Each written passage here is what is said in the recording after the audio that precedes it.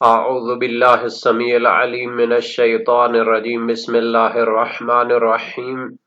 ربنا آتنا فی الدنیا حسنۃ وفی الآخرۃ حسنہ وقنا عذاب النار۔ عزیز طلبہ، السلام علیکم ورحمۃ اللہ وبرکاتہ۔ امید ہے آپ سب خیریت سے ہوں گے۔ شرح المدوم کتاب صوم درس نمبر 174 میں ماہ رمضان کا روزہ کھانے کو حلال سمجھنے والے کا حکم بیان کیا جائے گا۔ روزے کے متعلقہ مسائل میں گفتگو ہو رہی ہے اور ماہ رمضان کا روزہ کھانے والے کو حلال سمجھنا یعنی مستحل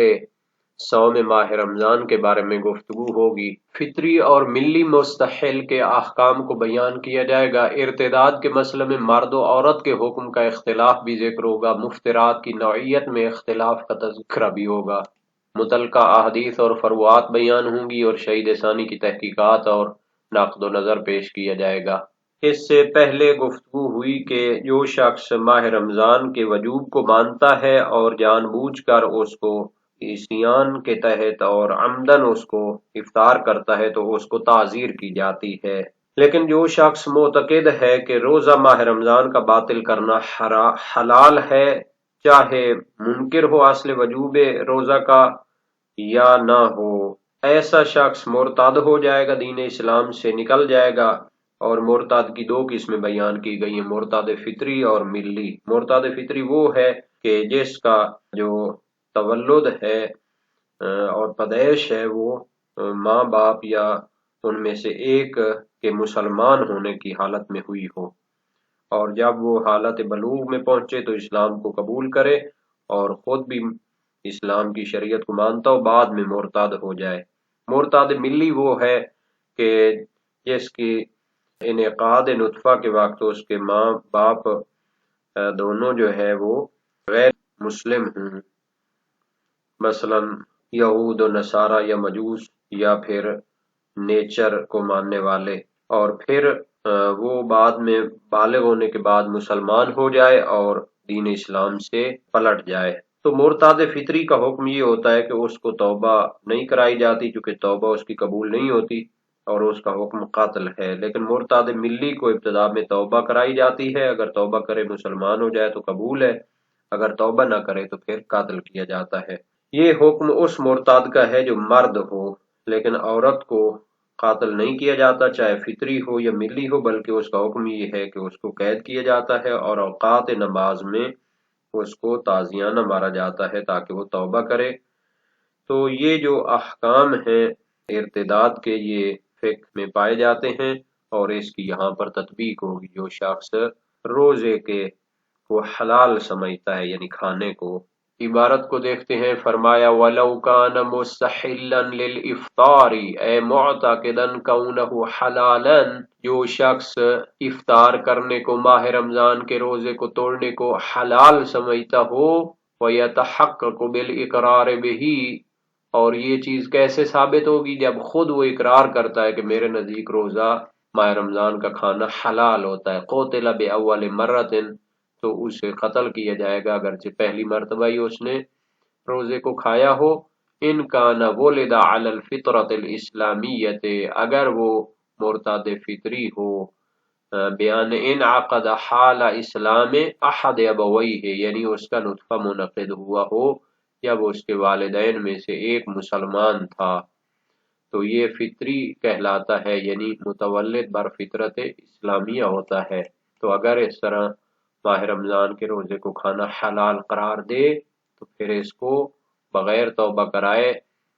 قتل کیا جاتا ہے۔ وَاسْتُطِیبَ إِنْ كَانَ عَنْ غَیْرِهَا، اور اگر وہ غیر فطری ہو یعنی مرتد ملی ہو تو اس سے توبہ طلب کی جائے گی۔ فَإِنْ تَابَ، اگر توبہ کر لے تو پھر بچ جائے گا، وَإِلَّا قُتِلَ، ورنہ اسے قتل کیا جائے گا۔ هَذَا إِذَا كَانَ ذَكَرًا، یہ اس وقت ہے کہ جب وہ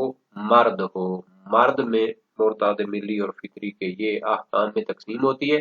اما الانثى فلا تقتل مطلقا،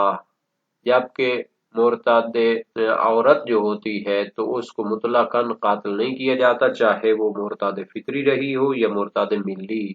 بل تحبس وتضرب اوقات الصلاة الى ان تتوب او تموت، بلکہ اسے قید کیا جاتا ہے اور نماز کے اوقات میں تازیانے مارے جاتے ہیں یہاں تک کہ وہ توبہ کر لے یا پھر مر جائے۔ وَإِنَّمَا يُكْفَرُ مُسْتَحِلُّ الْإِفْطَارِ بِمُجْمَعٍ عَلَى إِفْسَادِهِ الصَّوْمَ بَيْنَ الْمُسْلِمِينَ بحيث صار ضروريا كالجماع والأكل والشرب المعتادين اما غیرہ فلا علی الاشہر۔ جو شخص روزہ ماہ رمضان کا کھانے کو حلال سمجھتا ہے تو وہ کب کافر شمار ہوگا اور مرتد شمار ہوگا؟ اس کے کفر و ارتداد کا تب حکم کیا جائے گا جب ایسی چیزوں کے ذریعے وہ روزہ باطل کرے جن کا مبتل اور مفسد روزہ ہونا تمام مسلمانوں میں مورد اتفاق اور گویا وہ ضروریات دین میں سے ہے۔ اگر ایسی چیز کو وہ حلال سمجھے، جیسے جماع کو حلال سمجھے، روزے کی حالت میں کھانے پینے کو حلال سمجھے،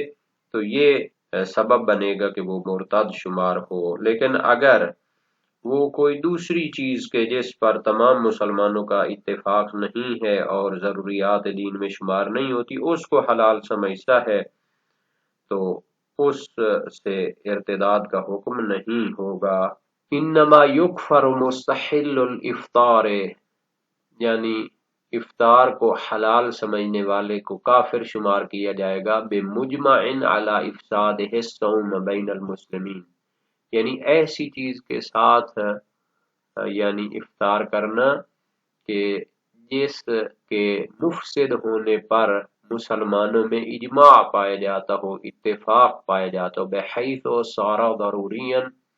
یعنی تمام مسلمانوں کا اس پر اتفاق ہے، اس صورت میں وہ ضروریات دین میں شمار ہوتی ہے۔ ضروریات دین ایسے بدیہی اور واضح احکام ہوتے ہیں کہ جس میں تمام مسلمانوں کا اتفاق ہوتا ہے، تو اگر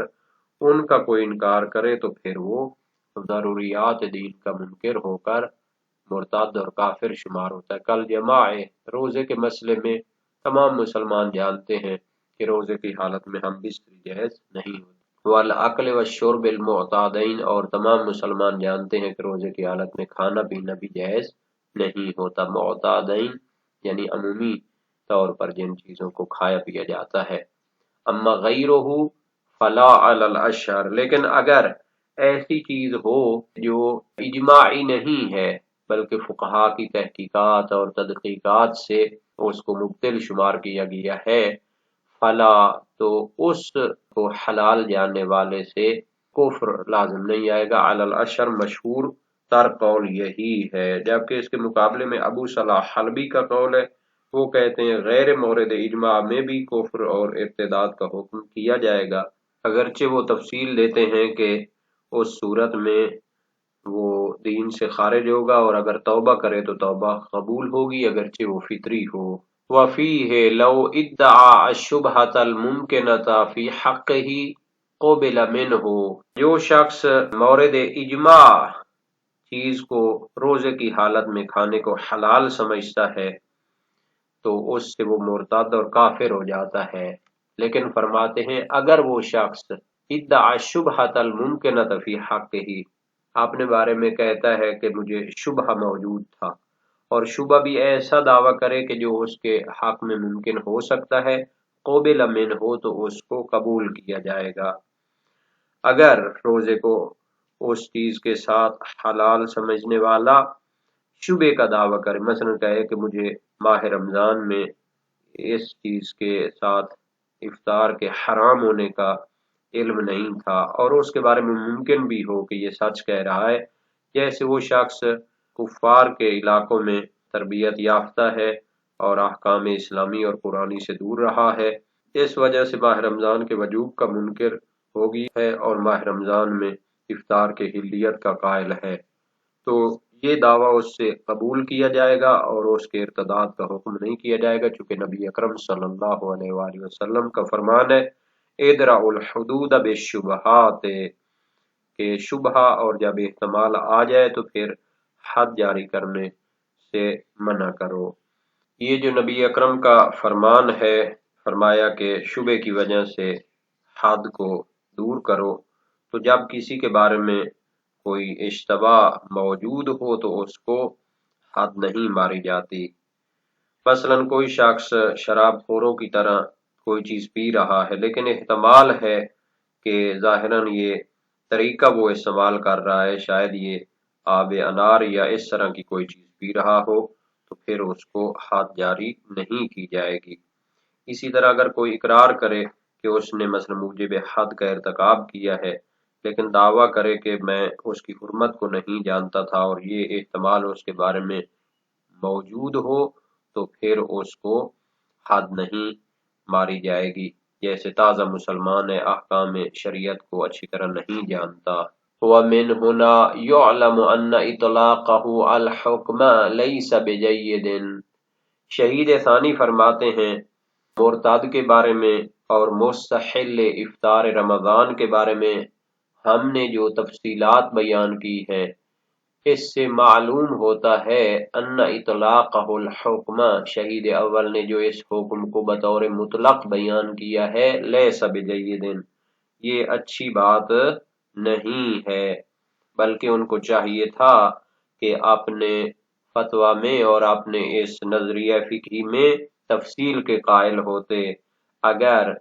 مرتد فطری ہے تو پھر اس کو پہلی مرتبہ ہی قتل کریں گے، اور اگر مرتد ملی ہے تو اس کو توبہ طلب کی جائے گی۔ اسی طرح اگر مرد ہے تو اس میں یہ تفصیل ہے، اگر عورت ہے تو اس کو مطلقاً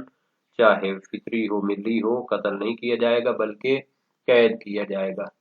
اور نماز کے اوقات میں اسے سزا دی جائے گی۔ اس کے بارے میں آیا شبہ ممکن ہے یا نہیں ہے، اس کو بھی مد نظر رکھا جائے گا۔ تو یہ تفصیلات جب دینا ضروری ہیں تو شہید اول نے جو بطور مطلق فرمایا وَلَوْ كَانَ مُسْتَحِلًّا لِلْإِفْطَارِ قُتِلَا، تو یہ اطلاق والی عبارت صحیح نہیں ہے، بلکہ اس میں تفصیل دینی چاہیے۔ اس سے معلوم ہوتا ہے کہ یہ جو احکام ہیں شریعت کے، ان پہ عمل کرانا حکومت اسلامی کی طرف سے بھی اس میں ہوتا ہے، وہ نظارت کریں اور لوگوں کو اس کے لیے ماحول فراہم کریں۔ تو جو لوگ شریعت اسلامیہ کے احکام کے منکر ہوتے ہیں یا اس کو حلال سمجھتے ہیں، ان کو بھی محکمہ عدالت میں نظارت ہونی چاہیے اور ان سے پوچھا جانا چاہیے کہ وہ کس قسم کے حالات سے گزر رہے ہیں، اور اس کی تفصیل کتاب ارث میں اور کتاب الحدود میں بیان کی جاتی ہے۔ یہاں پہ چونکہ جب کوئی شخص مرتد فطری ہو جاتا ہے تو اس کے بہت سے پھر احکام ہوتے ہیں، اس کی بیوی اس سے جدا ہو جاتی ہے اور اس کا مال اس کی زندگی میں ہی تقسیم کر دیا جاتا ہے اور اس کی توبہ قبول نہیں کی جاتی، اور اس طرح مرتد ملی کے بھی احکام ہیں اور ان کی تفصیل کتاب الحدود میں ذکر کی جاتی ہے، اور ان تمام احکام کو محکمہ عدالت میں شرعی عدالتوں میں پیگیری کیا جانا چاہیے۔ اور جہاں تک اجماعی چیزوں کا تعلق ہے، ضروریات دین کا تعلق ہے، تو وہ بھی نہایت اہم جہت ہے کہ جب کوئی شخص ایسے احکام کا منکر ہو جاتا ہے کہ جو ضروریات دین میں سے ہیں، جن کا شریعت اسلامیہ میں سے ہونا بہت واضح ہے، تو اس پر ارتداد کا حکم لگایا جاتا ہے۔ اور اگر غیر ضروریات دین میں سے ہو تو ابو صلاح حلوی کا اس میں نظریہ ہے، انہوں نے کہا ہے کہ منکر کا جو کفر ہے وہ متحقق ہوگا جب وہ ایسی چیز کا منکر ہو کہ جس کا نبی اکرم صلی اللہ علیہ وآلہ وسلم سے صادر ہونا ثابت ہے، چاہے وہ ضروریات دین کی حد تک پہنچے یا نہ پہنچے۔ اگر اس کا انکار نبی اکرم صلی اللہ علیہ وآلہ وسلم کی تکذیب کا موجب ہو اور وہ نبی اکرم کی نبوت کے انکار کی حد تک پہنچتا ہو، تو پھر اس کا حکم بھی اسی طرح ہوگا جس طرح اجماعی چیز کے منکر کا ہوتا ہے۔ یاد رہے یہ جو مسائل ہیں نہایت عملی اور نہایت اہم مسائل ہیں، اور ان کے لیے مستقل کتابیں لکھی گئی ہیں۔ حدود و تعزیرات کے عنوان سے محققین علماء نے اس پر کام کیا ہے۔ علامہ شیخ الجامعہ علامہ اختر عباس نجفی رحمۃ اللہ علیہ نے اپنے دور میں کلیت القضاء بھی قائم کیا تھا، اور انہوں نے اس کے بارے میں مفصل تحقیقات، کتاب الحدود، کتاب القصاص، کتاب تعزیرات وغیرہ، تقریباً جو ہے ان کا تو 100 جلدی پروجیکٹ تھا، لیکن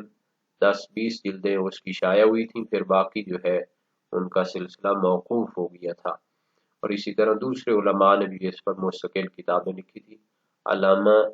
مفتی کفایت یا اس طرح جو دوسرے بڑے